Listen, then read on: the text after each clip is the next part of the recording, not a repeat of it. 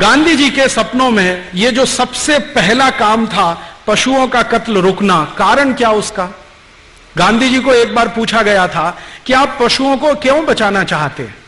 बहुत सुंदर उत्तर दिया कि ताकि मैं जिंदा रह सकूं। उत्तर बहुत सुंदर है। उनको जब पूछा गया कि आप पशुओं को क्यों बचाना चाहते हैं, तो उन्होंने कहा मैं जिंदा रह सकूं इसके लिए पशुओं को बचाना चाहता हूं। और उसको और आगे उन्होंने बोला, उन्होंने कहा कि मैं पशुओं को बचाकर उनके ऊपर कोई एहसान नहीं कर रहा हूं, मैं मेरे ऊपर एहसान कर रहा हूं कि ये पशु जिंदा रहेंगे तो मैं जिंदा रहूंगा। एक बार ऐसी तरह से एक उनको और प्रश्न पूछा गया कि आप पशुओं की जीव दया की, प्रेम की, करुणा की इतनी सब बातें क्यों करते हैं? तो उन्होंने कहा मैं सनातनी हिंदू हूं इसलिए।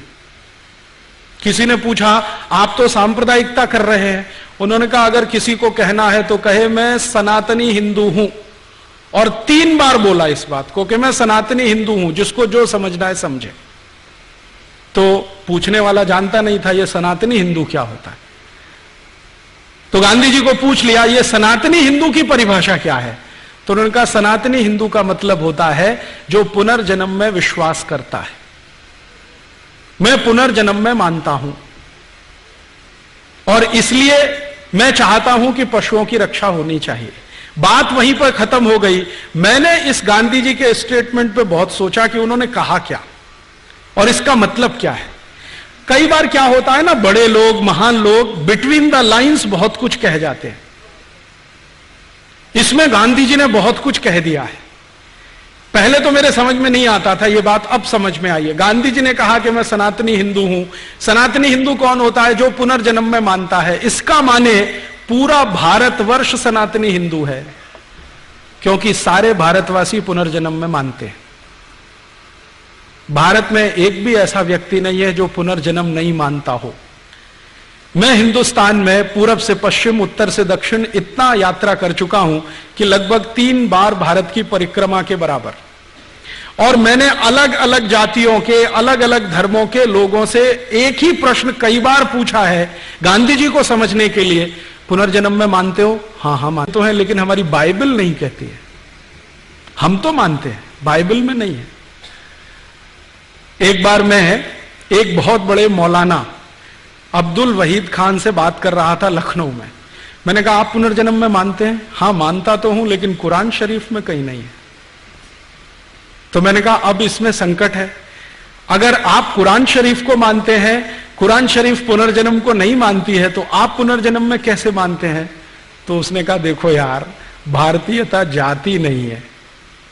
अब इतनी बड़ी बात, भारतीयता जाति नहीं है। भले हम मजहब बदल लें, संप्रदाय बदल लें, भारतीयता नहीं जाती।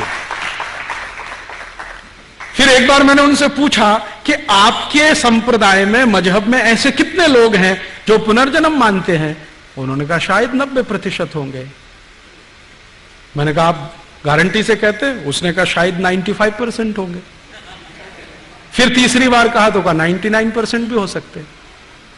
मैंने पूछा कैसे? तो उन्होंने कहा हम कोई अरब देश से आए हुए थोड़ी हैं, हम तो यहीं के हैं। हजारों साल हमारे पुरखे तुम्हारे ही जैसे थे। किसी एक समय विशेष में किसी गलत काम के कारण या गलत प्रभाव के कारण हमने मजहब बदल लिया, तो भारतीयता थोड़ी चली गई है।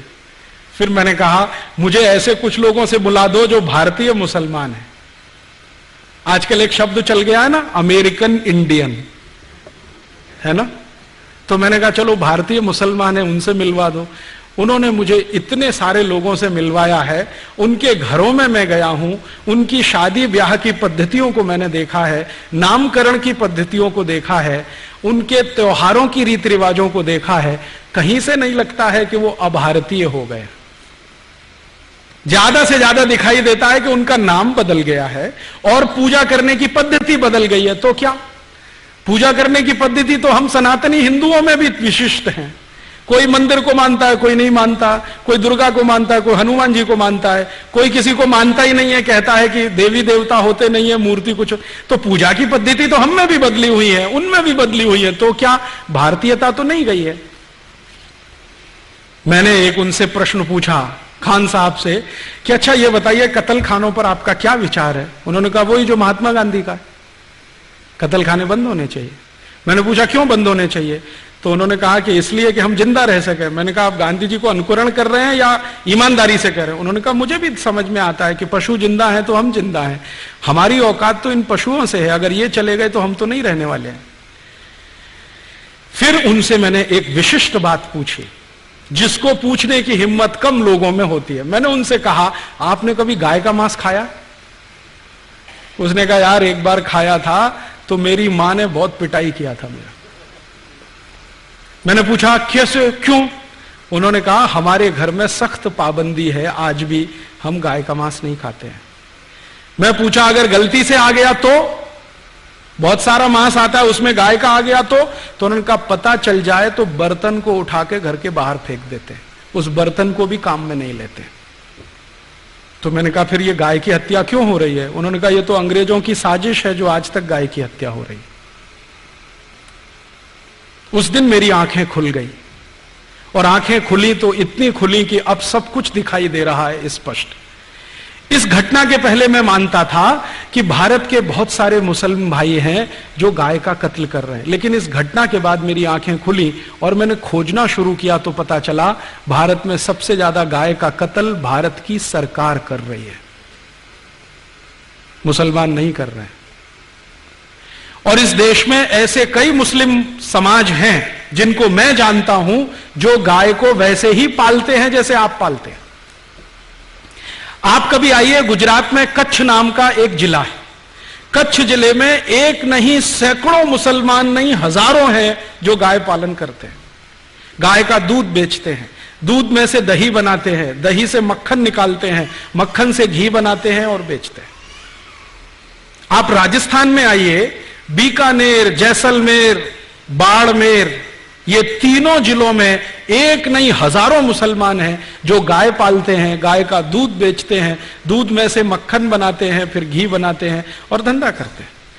राजस्थान का एक इलाका है अलवर, मेवात क्षेत्र कहते हैं। पूरा मेवात क्षेत्र जो है ना मुस्लिम समाज के भाइयों से डोमिनेटेड है। वहां एक नहीं सैकड़ों मुस्लिम भाई हैं जो गाय पालते हैं, गाय का दूध पीते हैं, गाय के दूध से दही बना के वैसा ही भी घी और बिजनेस करते हैं। मुसलमान गाय नहीं काटते।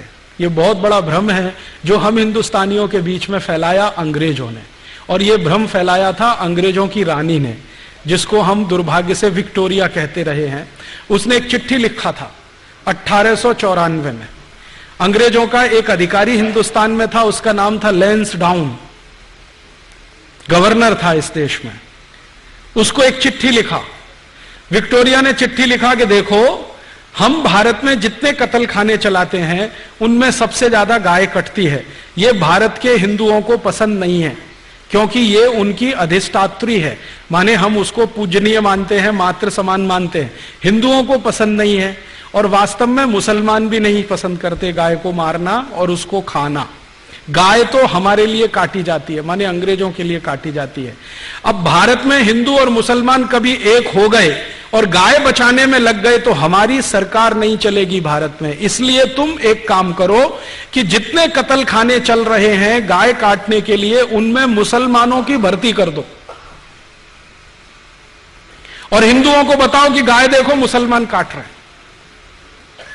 तो हिंदुओं की भर्ती नहीं, मुसलमानों की भर्ती कर दो। हिंदुओं को बताओ कि गाय मुसलमान काट रहे हैं, कट हमारे लिए रही है, काट रहे हैं मुसलमान, खाते नहीं है, हम खा रहे हैं, काट रहे हैं ये। हिंदुओं को जब ये पता चल जाएगा ये दोनों एक दूसरे को लड़ मारेंगे और ये लड़ने लगेंगे तो हमारी गद्दी सुरक्षित रहेगी और हम भारत पर 1000 वर्ष तक राज करेंगे। ये विक्टोरिया की चिट्ठी है, लैंसडाउन को 1894 में लिखी गई। इस चिट्ठी से पढ़कर मेरे समझ में आ गया कि पॉलिटिक्स क्या है इस देश में। पॉलिटिक्स ये है कि गाय कटे अंग्रेजों के लिए और लड़ते रहे हिंदू मुसलमान। हम एक दूसरे को गाली देते रहें, एक दूसरे की टांग खिंचाई करते रहें और अंग्रेज मजा करते रहें। इस तरह से अंग्रेजों ने वो एक जो पॉलिसी है ना, बांटो और राज करो, डिवाइड एंड रूल, वो ये है। तो इस डिवाइड एंड रूल में हमको फंसाया, गाय को कटवाया, और एक दो नहीं करोड़ों गायों को कटवाया इस देश में। एक कत्ल खाना जो कलकत्ता से शुरू हुआ, धीरे धीरे भारत के हर कैंट एरिया में फैल गया। 350 कैंट एरिया अंग्रेजों ने स्थापित किए, 350 कत्ल खाने बना दिए। गांधी जी इन्हीं की खिलाफत करते थे अंग्रेजों के जमाने में। गांधी जी को बार बार लगता था कि ये कत्ल खाने बंद होने चाहिए। और गांधी जी के पहले एक और बहुत महान व्यक्ति हुए इस देश में जिनको बहुत पीड़ा होती थी इन कत्ल खानों के चलने से। उनका नाम था स्वामी दयानंद सरस्वती, जिन्होंने आर्य समाज की स्थापना की। उन्होंने तो अपने जीते जी एक फौज तैयार कर दिया गोरक्षा के लिए। स्वामी दयानंद सरस्वती ने एक संगठन बना दिया जिसका नाम आर्य समाज, आज तक जीवित है। 125 वर्ष पुराना संगठन है, कांग्रेस से भी पुराना संगठन। कांग्रेस जो राजनीतिक दल है ना, उससे पहले का ये आर्य समाज है। इसका एक ही काम था, गोरक्षा करना। और इस आर्य समाजी संगठन ने पूरे देश के नौजवानों को ऐसा चार्ज कर दिया था कि भारत के 7,32,000 गांवों में हर जगह गोरक्षा समिति बन गई थी। 1870 से यह शुरू हुआ और 1894 में आकर यह आंदोलन अपने सबसे उच्चतम शिखर पर था। और 94 में जब यह आंदोलन उच्चतम शिखर पर था तो भारत के हिंदू, मुसलमान, सिख, ईसाई, जैन, पारसी, बौद्ध सब मिलकर गोरक्षा में लगे हुए थे। और अंग्रेजों के सामने एक प्रश्न खड़ा कर दिया था कि एक भी गाय कटेगी तो अंग्रेजों की खैर नहीं। तो अंग्रेज घबरा गए थे। इसी घबराहट में रानी ने चिट्ठी लिखी थी 1894 में कि अगर इस आंदोलन को तोड़ना है, हिंदू मुसलमानों को लड़ाना है, तो तुम ये काम करो कि सारे कत्ल खानों में मुसलमानों की भर्ती करो और हिंदुओं को बताओ कि गाय ये काट रहे हैं। और जब ये खबर अंग्रेजों ने फैलाई, उसके बाद इस देश में हिंदू मुसलमानों के दंगे शुरू हो गए। मैं आपको विनम्रता पूर्वक बताना चाहता हूं कि 1894 के पहले इस देश में एक भी हिंदू मुस्लिम दंगा नहीं हुआ। पहला हिंदू मुस्लिम दंगा 1894 दिसंबर में हुआ, रानी की इस चिट्ठी के बाद। और उसके बाद लाइन लग गई दंगों की। फिर क्या हुआ, आजादी का प्रश्न पीछे आ गया, गोरक्षा का प्रश्न पीछे आ गया, हिंदू मुसलमानों का सांप्रदायिकता का प्रश्न सबसे आगे आ गया। और अंग्रेजों ने लगभग 60-70 साल तक इसी आग को जलाकर रखा और इसमें समय समय पर घी डालते रहे। वो कभी भी ये दोनों एक ना हो जाएं, इसके लिए पूरी ताकत लगाकर अपने एजेंटों को उन्होंने भारत की बहुत सारी संस्थाओं में घुसा के बिठा दिया कि यह समाज एक ना हो जाए। और इस तरह से बदस्तूर गाय कटती रही और हत्या होते होते करोड़ों की संख्या में पहुंच गई।